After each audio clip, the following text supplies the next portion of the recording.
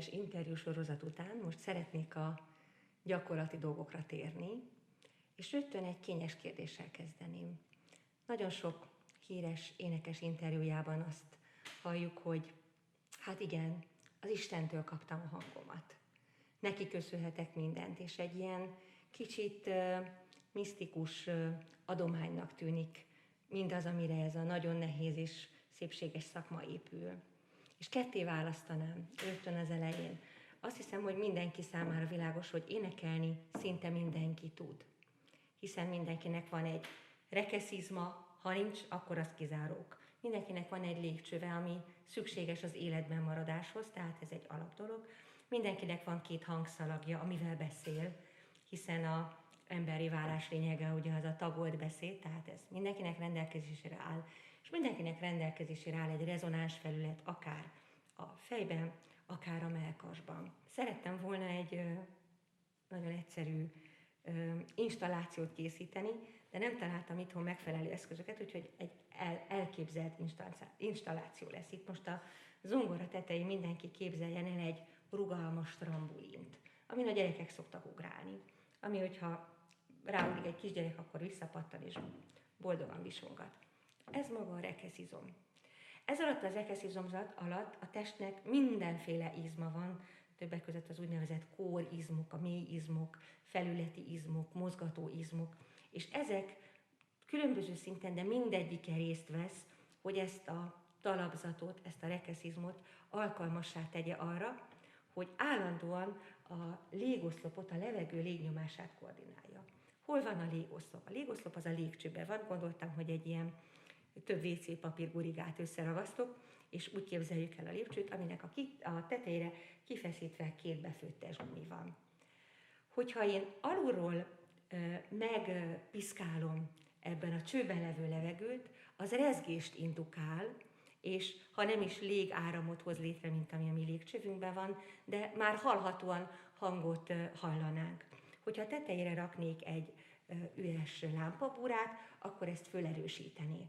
És ez az egyszerű installáció jelzi a mi testünket. Tehát mindenkinek, akiknek ezek a szervek rendelkezésére állnak és egészségesek, azt gondolom, hogy boldogan használhatják az éneklésből adódó örömeket. Tehát tulajdonképpen az az én fő teóriám, hogy valamilyen szinten mindenkit meg lehet tanítani énekelni, mint ahogy mindenkit meg lehet tanítani futni, és önmagához képest különböző edzésekkel, fejlesztésekkel nagyon-nagyon gyors, jó eredményig el lehet juttatni. Nem fog úgy futni, mint Usain Bolt, de egy magas szintig el fog jutni. Mi az? Én azt boncolgatom, mik azok a kérdések, amitől valaki Usain Bolt lehet. És vajon egyetlen egy ilyen kérdésről van ez szó, vagy több fajtáról? Itt az előbb említettük ugye a fiziológiai adottságokat. Nincsen 2 egyforma ember, nincsen 2 egyforma arcberendezés.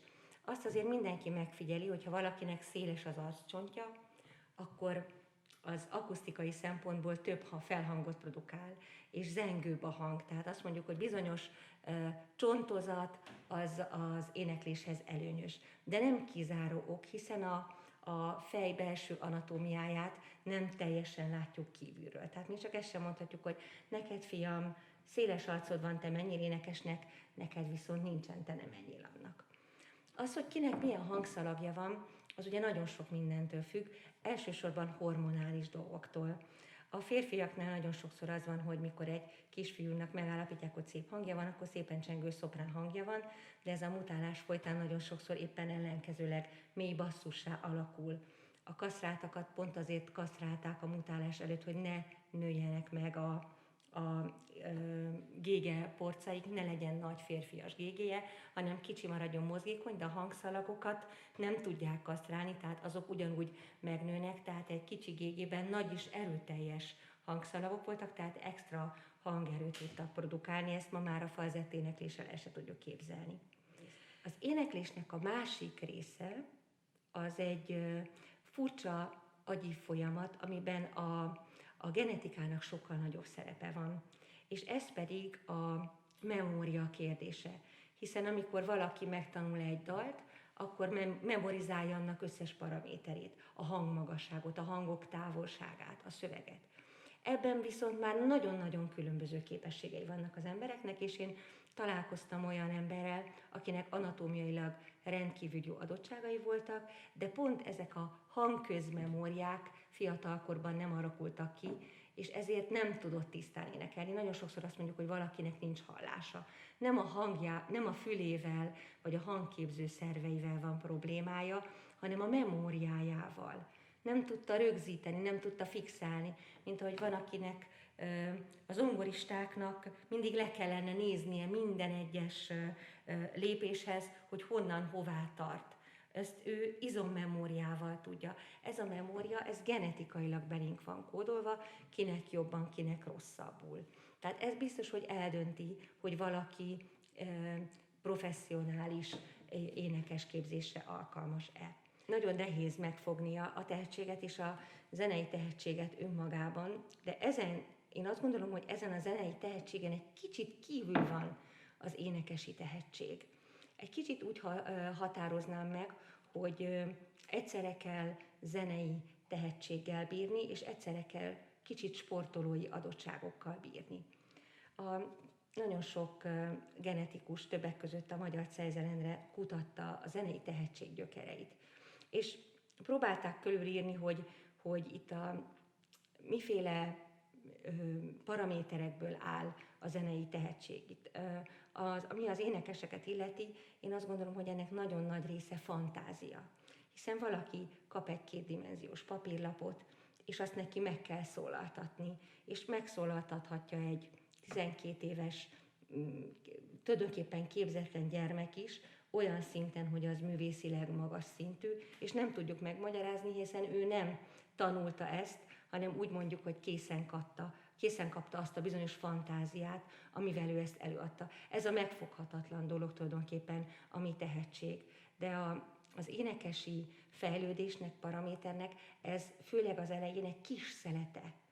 És mivel most a közösségi médiában mindenki véleményt nyilváníthat, zenehallgatók, rajongók is, belefutottam egy olyan vitába, amikor valaki azt vetette föl, hogy hát egy szakképzett énektanárnak első hallásra meg kell tudni állapítani, hogy az illető képes-e professzionális karriert befutni, vagy biztos, hogy nem. És engem ez nagyon-nagyon szíven ütött ez a megállapítás, mert azt gondolom, hogy nagyon sok mindenkit kizár, akiben nincs meg az a slágfertigség, az a primér tehetség, ami mindenkit elragad, és egyébként ennek a primér tehetségnek nagyon sok problémája van később, mikor tudatossá kell tenni ezeket a dolgokat, de azt kijelenteni, hogy egyetlen egy ember, egyetlen egy órában meg tudja állapítani azt, hogy valaki énekesi pályára vagy énekesi képzésre alkalmas, ez biztos nincs így. És azért szeretném így lebontani alkotó elemeire, hogy senki ne érezze azt, hogy megnéz fantasztikus felvételeket a YouTube-on, vagy megnéz akár 15-16 éves lányokat tehetségkutatóban, és azt mondja, hogy hát én ilyen nem vagyok, akkor nekem talán nem is érdemes énekelnem. Az éneklésre való vágy az már önmagában egy komoly felhajtó erő, amit nem szabad figyelmen kívül hagyni, amit mindig kell ösztönözni, mert hogyha valaki valamit szeretne, akkor azt jelenti, hogy hajlandó annak érdekében tenni. Hol van itt a Bibi, hogy mi történik az emberekkel, miért nem énekelnek manapság sokkal többen, miért csak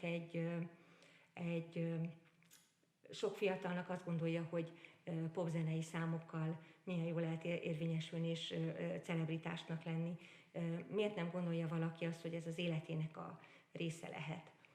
Mert ez a folyamat, amíg ezek az apró beidegződések kialakulnak, az nagyon-nagyon hosszú idő.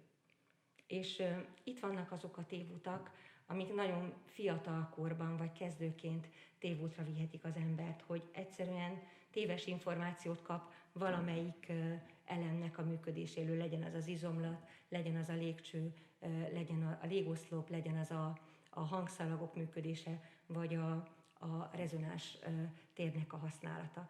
Tehát tulajdonképpen az első lecke, amit én gyakorlatból szeretnék, ezeknek a dolgoknak a szétválasztása lenne.